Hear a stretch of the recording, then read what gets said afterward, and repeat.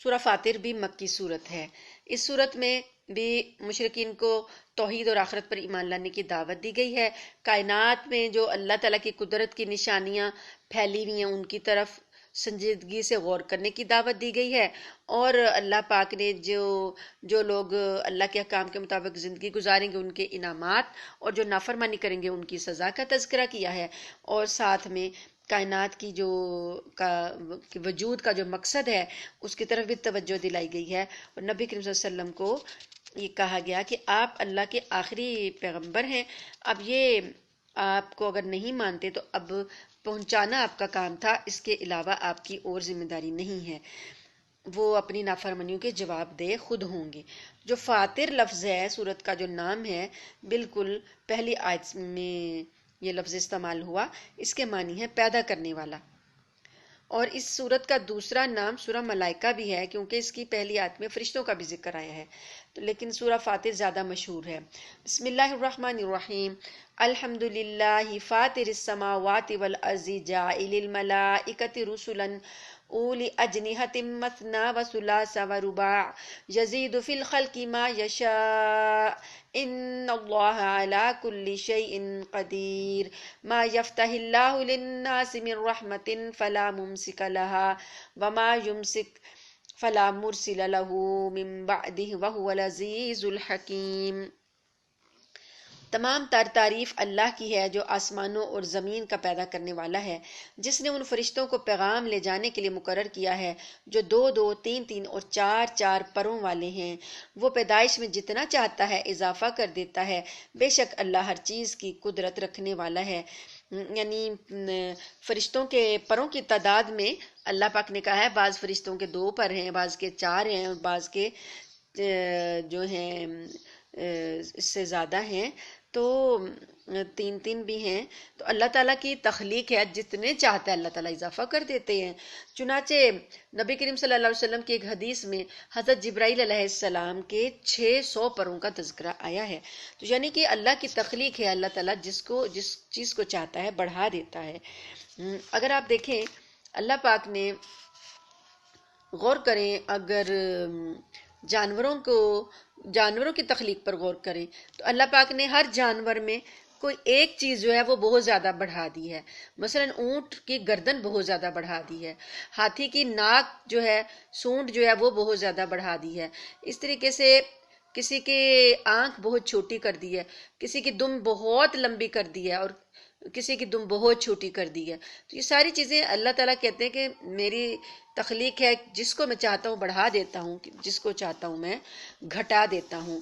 کچھ جانور اتنے حقیر اور چھوٹے بنائے تو وہ زمین میں چلتے ہوئے نظر بھی نہیں آتے، اور کچھ اتنے بڑے بڑے بنا دیے کہ وہ درختوں کی چوٹیوں سے بھی اوپر جو ہیں وہاں سے بھی نظر آ رہے ہوتے ہیں۔ تو یہ اللہ تعالیٰ کی تخلیق ہے۔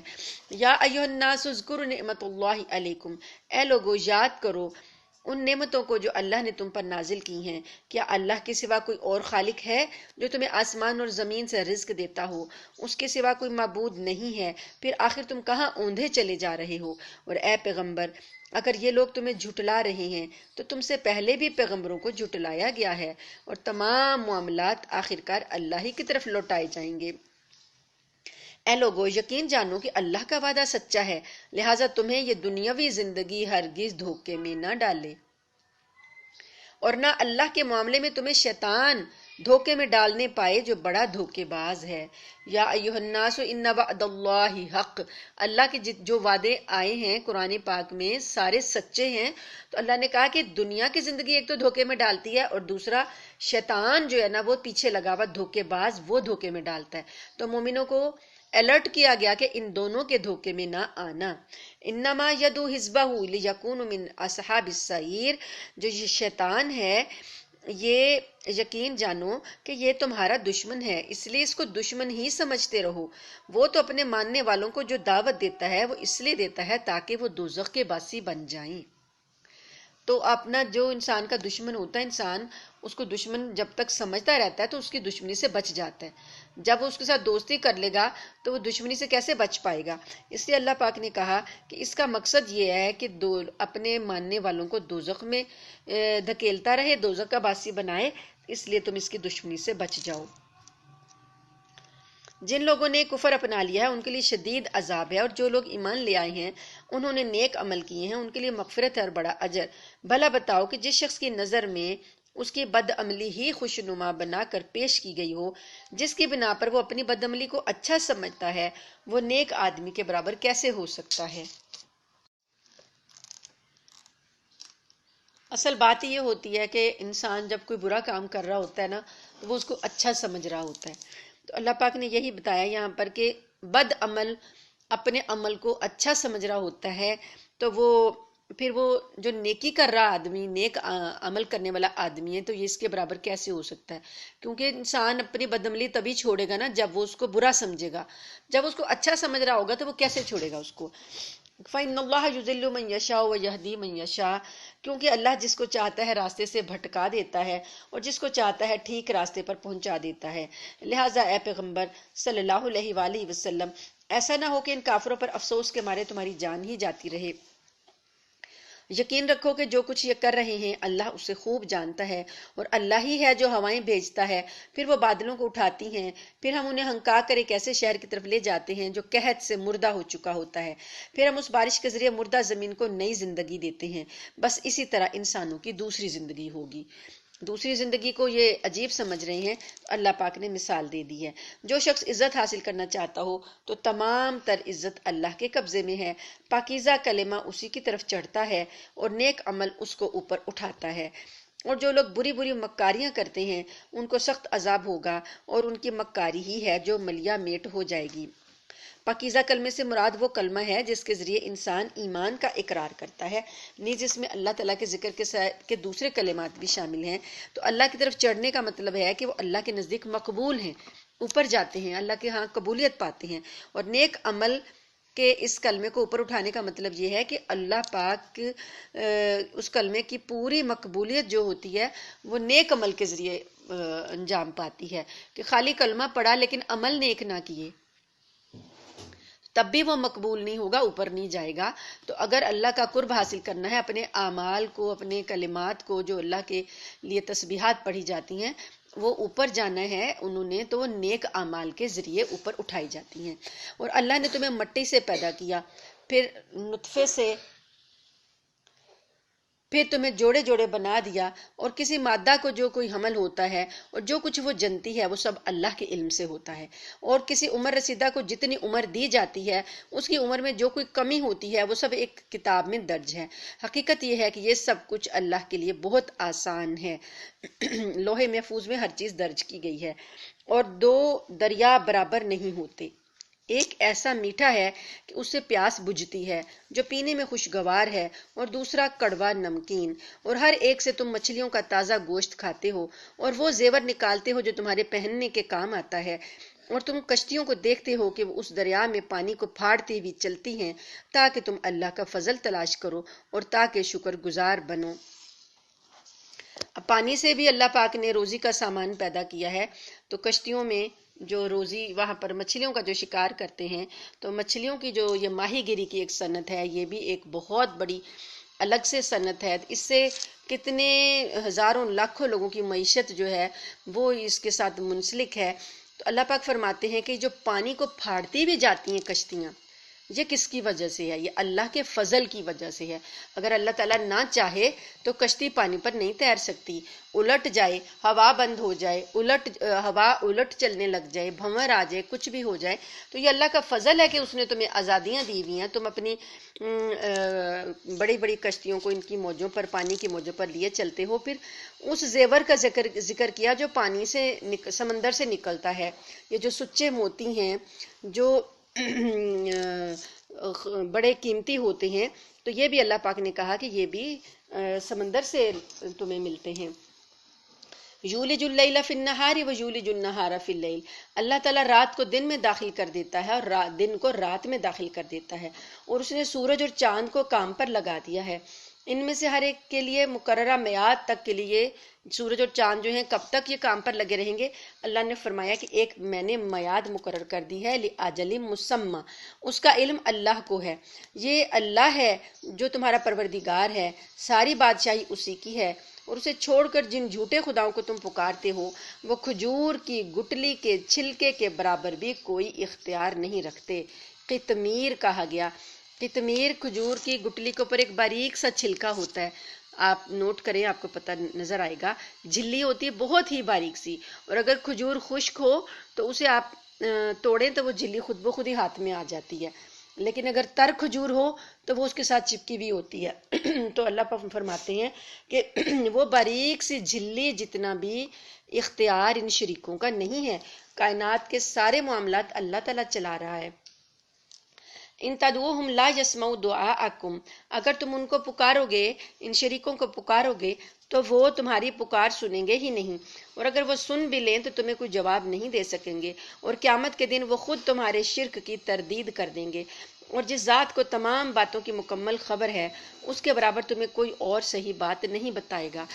یہ بات بار بار ہم نے پڑھ لی ہے کہ جو شریک ہیں وہ قیامت والے دن اپنے جو مشرک ہیں ان کی عبادتوں کی تردید کر دیں گے۔ تو اللہ پاک فرماتے ہیں کہ آپ لوگوں کو اللہ صحیح صحیح باتیں بتا رہا ہے، اللہ کی نے جو تمہیں حق باتیں بتائی ہیں اس جیسی باتیں تمہیں کوئی اور نہیں بتا سکتا۔ اے لوگو تم سب اللہ کے محتاج ہو اور اللہ بے نیاز ہے، ہر تعریف کا بذات خود مستحق۔ یا ایھا الناس انتم الفقراء الی اللہ واللہ هو الغنی الحمید۔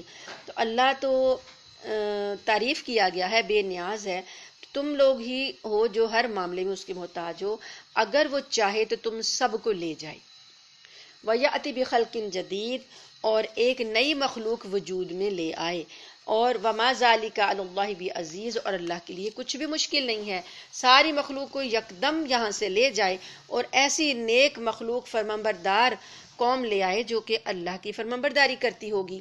وَلَا تَزِرُ وَازِرَةٌ وِزْرَ أُخْرَىٰ، اور کوئی بوجھ اٹھانے والا کسی دوسرے کا بوجھ نہیں اٹھائے گا، اور جس کسی پر بڑا بوجھ لدا ہوا ہو وہ اگر کسی اور کو اس کے اٹھانے کی دعوت دے گا تو اس میں سے کچھ بھی نہیں اٹھایا جائے گا، یعنی آخرت میں اپنے اپنے برے اعمال جو ہیں ان کے بوجھ ہر ایک نے خود ہی اٹھائے ہوں گے، کوئی بھی کسی کا بوجھ نہیں بانٹے گا، چاہے وہ قریبی رشتہ دار ہی کیوں نہ ہو۔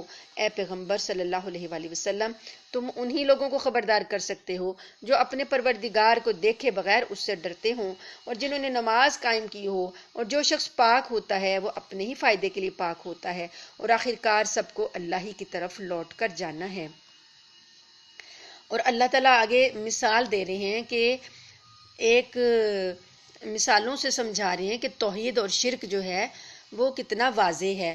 اللہ پاک نے فرمایا وَمَا يَسْتَوِي الْأَعْمَى وَالْبَصِيرُ۔ السلام علیکم باجی، آواز بہت کم آ رہی ہے۔ اچھا، سبھی کو کم آ رہی ہے؟ اللہ پاک نے یہ مثال دی توحید اور شرک کی کہ ہر شخص جو ہے اس کو واضح فرق رکھ سکتا ہے کہ وَمَا يَسْتَوِي الْأَعْمَى وَالْبَصِيرُ، اور اندھا اور دیکھنے والا برابر نہیں ہو سکتے، اور نہ اندھیرا اور روشنی برابر ہو سکتے ہیں، اور نہ سایہ اور دھوپ برابر ہو سکتے ہیں، اور زندہ اور مردہ بھی برابر نہیں ہو سکتے۔ تو اللہ تو جس کو چاہتا ہے بات سنا دیتا ہے، اور تم ان کو بات نہیں سنا سکتے جو قبروں میں پڑے ہوئے ہیں۔ یعنی اتنی واضح نشانیاں اور اتنے واضح دلائل ہیں کہ زندگی میں یہ دو چیزیں جو اللہ تعالیٰ نے متضاد بتائی ہیں یہ برابر نہیں ہو سکتی، تو پھر اللہ کے ساتھ توحید اور شرک کیسے برابر ہو سکتا ہے؟ تو اللہ پاک نے فرمایا کہ یہ لوگ ضد اور ہٹ درمی کی وجہ سے حق بات کو ماننا ہی نہیں چاہتے، ورنہ مثالیں دینے میں کوئی کمی نہیں کی گئی، مثالیں بھی اور دلائل بھی ہر چیز کو واضح کر دیا گیا ہے۔ تو اللہ پاک نے فرمایا کہ یہ ان کی حالت ایسے ہی ہے جیسے قبروں میں پڑے ہوئے مردے ہیں، وہ کوئی بات نہیں سنتے تو اس لیے تم انہیں کچھ بھی نہیں سنا سکتے۔ ان انت الا نذیر، آپ تو بس ایک خبردار کرنے والے ہیں، ہم نے آپ کو حق بات دے کر اس طرح بھیجا ہے کہ ان کو خوشخبری سنا دو اور خبردار کرو، اور کوئی امت ایسی نہیں ہے جس میں کوئی خبردار کرنے والا نہ آیا ہو۔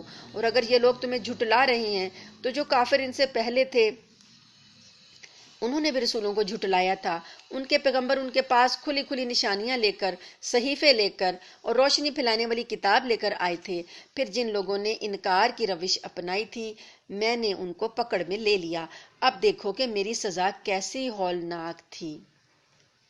کیا تم نے دیکھا نہیں کہ اللہ نے آسمان سے پانی اتارا اور پھر ہم نے اس کے ذریعے رنگ برنگ کے پھل اگائے، اور پہاڑوں میں بھی ایسے ٹکڑے ہیں جو رنگ برنگ کے سفید اور سرخ اور کالے سیاہ ہیں، اور انسانوں اور جانوروں اور چوپایوں میں بھی ایسے ہیں جن کے رنگ مختلف ہیں، اور اللہ سے اس کے بندوں میں سے وہی ڈرتے ہیں جو علم رکھنے والے ہیں، یقیناً اللہ صاحب اقتدار بھی ہے، بہت بخشنے والا بھی۔ یعنی ڈرنے والے اللہ سے، اللہ نے بتایا انما یخشی اللہ من عبادہ العلماء، علم رکھنے والے ہی اللہ سے حقیقی طور پر ڈرتے ہیں، اور اللہ غالب ہے، بخشنے والا ہے۔ جو لوگ اللہ کی کتاب کی تلاوت کرتے ہیں اور جنہوں نے نماز کی پابندی کر رکھی ہے، ہم نے انہیں جو رزق دیا ہے اس میں سے وہ نیک کاموں میں اعلانیہ اور خفیہ خرچ کرتے ہیں۔ وہ ایسی تجارت کے امیدوار ہیں جو کبھی نقصان نہیں اٹھائے گی۔ یعنی جو لوگ اللہ کی راہ میں رزق اپنا خرچ کر رہے ہیں وہ اللہ سے تجارت کر رہے ہیں، آج کا خرچ کیا ہوا کل نفع کے ساتھ مل جائے گا۔ جیسے ہم تجارت میں اپنا مال لگاتے ہیں اور ہمیں امید ہوتی ہے کہ ایک دن یہ مال ہمیں نفع دے گا، ہماری تجارت نفع دے گی، تو آج اللہ کی راہ میں خرچ کر کے اللہ کے ساتھ تجارت کر لیجئے۔ تو پھر اللہ پاک فرماتے ہیں کہ وہ ایسی تجارت ہوگی کہ جس میں کبھی نقصان نہیں ہوگا۔ دنیا کی تجارتوں میں گھاٹے پڑ سکتے ہیں، نقصان ہو سکتے ہیں، لیکن اللہ کی تجارت کبھی نقصان نہیں دے گی، تاکہ اللہ تعالیٰ ان لوگوں کے پورے اجر ان کو دے دے اور اپنے فضل سے اور بھی زیادہ دے گا۔ ایک تو تجارت کا نفع ہے جو کہ اللہ نے 700 سے لے کر بہت زیادہ آگے بڑھا دینا ہے، اور دوسرا اپنے فضل سے کچھ اور نعمتیں دینی ہیں جن کا کہ انسان نے سوچا بھی نہیں ہوگا۔ یقیناً وہ بہت بخشنے والا بڑا قدردان ہے۔ اور اے پیغمبر صلی اللہ علیہ وآلہ وسلم، ہم نے تمہارے پاس وحی کے ذریعے جو کتاب بھیجی ہے وہ سچی ہے، جو اپنے سے پہلی کتابوں کی تصدیق کرتی ہوئی آئی ہے۔ یقیناً اللہ اپنے بندوں سے پوری طرح باخبر ہے، ہر چیز کو دیکھنے والا ہے۔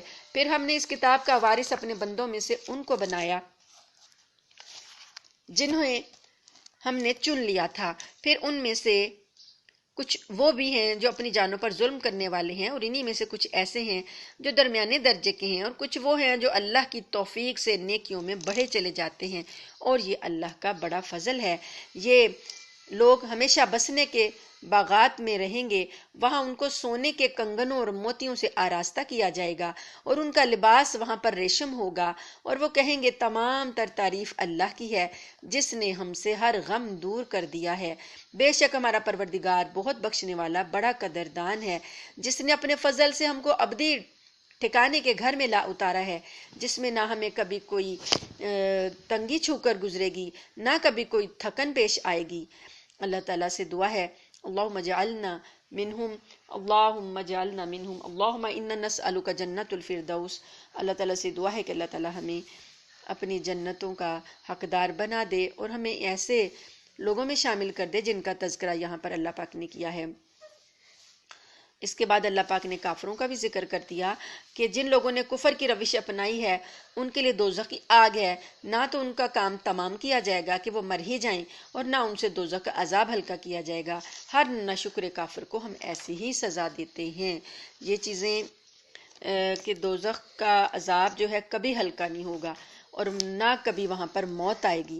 اللہم لا تجعلنا منہم وہم یسترخون فیہا، وہ دوزخی اس دوزخ میں چیخ و پکار مچائیں گے کہ اے ہمارے پروردگار ہمیں باہر نکال دے، تاکہ جو کام ہم پہلے کیا کرتے تھے انہیں چھوڑ کر ہم نیک عمل کریں۔ ان سے جواب میں کہا جائے گا کہ بھلا کیا ہم نے تمہیں اتنی عمر نہیں دی تھی کہ جس کسی کو اس میں سوچنا سمجھنا ہوتا وہ سمجھ لیتا، اور تمہارے پاس خبردار کرنے والا بھی آیا تھا، اب مزہ چکھو، کیونکہ کوئی نہیں ہے جو ایسے ظالموں کا مددگار بنے۔ اللہم لا تجعلنا منہم، اللہم اجرنا من النار، اللہم اجرنا من النار۔ اللہ تعالیٰ سے دعا ہے کہ اللہ تعالیٰ ہمیں ان آیات پر عمل کرنے کی توفیق عطا فرمائے۔ وآخر دعوانا ان الحمدللہ رب العالمین۔ ان اللہ عالم غیب السماوات والارض انہ علیم بذات الصدور هو الذی جعلکم خلائف فی الارض فمن کفر فعلیہ کفرہ ولا یزید الکافرین کفرہم عند ربہم الا مقتا ولا یزید الکافرین کفرہم الا خسارا۔ بے شک اللہ آسمانوں اور زمین کی پوشیدہ چیزوں کا علم رکھتا ہے، بے شک وہ سینوں میں چھپی ہوئی باتوں کو خوب جانتا ہے۔ وہی ہے جس نے تمہیں زمین میں پچھلے لوگوں کا جانشین بنایا۔ اب جو شخص کفر کرے گا تو اس کا کفر اسی پر پڑے گا، اور کافروں کے لیے ان کا کفر ان کے پروردگار کے پاس غضب کے سوا کسی اور چیز میں اضافہ نہیں کرتا، اور کافروں کو ان کے کفر سے خسارے کے سوا کسی چیز میں ترقی حاصل نہیں ہوتی۔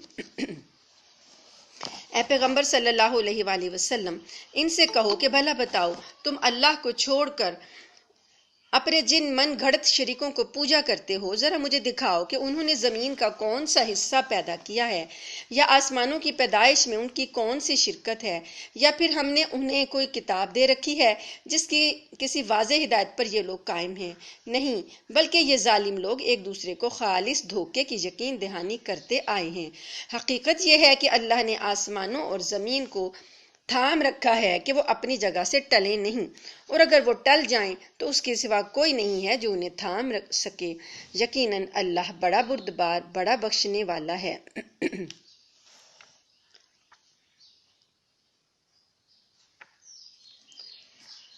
وَأَقْسَمُوا بِاللَّهِ جَهْدَ أَيْمَانِهِمْ لَئِنْ جَاءَهُمْ نَذِيرٌ لَيَكُونُنَّ أَهْدَىٰ مِنْ إِحْدَى الْأُمَمِ فَلَمَّا جَاءَهُمْ نَذِيرٌ مَّا زَادَهُمْ إِلَّا نُفُورًا۔ اور انہوں نے پہلے اللہ کی بڑے زوروں میں قسمیں کھائی تھیں کہ اگر ان کے پاس کوئی خبردار کرنے والا پیغمبر آیا تو وہ ہر دوسری امت سے زیادہ ہدایت قبول کرنے والے ہوں گے۔ یعنی نبی کریم صلی اللہ علیہ وسلم کی تشریف آوری سے پہلے کفار قریش نے غالباً یہودیوں اور عیسائیوں سے بحث کرتے ہوئے جو شیلی قسمیں کھائی تھیں کہ تم لوگوں کے پاس تو پیغمبر آئے ہوئے ہیں، اگر ہمارے پاس کوئی پیغمبر آیا تو ہم اور ساری امتوں سے زیادہ اس کی ہدایت پر عمل کریں گے۔ لیکن جب حضرت صلی اللہ علیہ وسلم تشریف لائے تو وہ آپ کی باتیں ماننے سے مکر گئے۔ تو اللہ پاک فرماتے ہیں کہ مگر جب ان کے پاس ایک خبردار کرنے والا آ گیا تو اس کے آنے سے ان کی حالت میں اور کوئی ترقی نہیں ہوئی، سوائے اس کے کہ یہ حق کے راستے سے اور زیادہ بھاگنے لگے، اس لیے کہ انہیں زمین میں اپنی بڑائی کا گھمنڈ تھا، اور انہوں نے حق کی مخالفت میں بری بری چالیں چلنی شروع کر دیں، حالانکہ بری چالیں کسی اور کو نہیں، خود اپنے چلنے والوں ہی کو گھیرے میں لے لیتی ہیں۔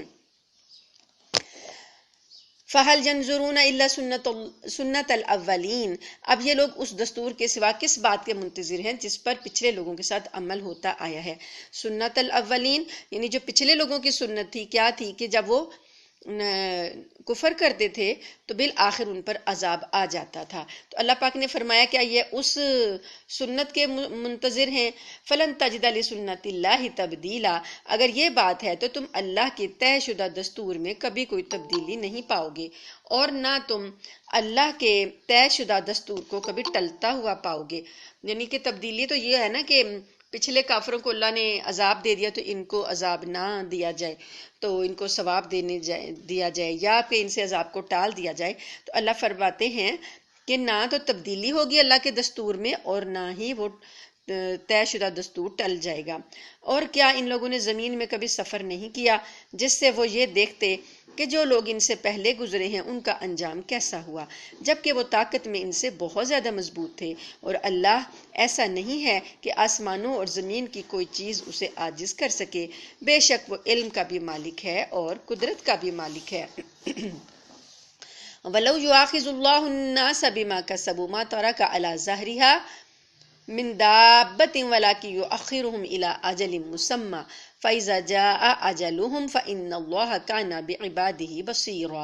اور اگر اللہ لوگوں کے ہر کرتوت پر ان کی پکڑ کرنے لگتا تو اس زمین کی پشت پر چلنے والے کو نہ چھوڑتا، لیکن وہ ایک معین مدت تک کے لیے ان کو مہلت دے رہا ہے، پھر جب ان کا مقررہ وقت آ جائے گا تو اللہ اپنے بندوں کو خود دیکھ لے گا۔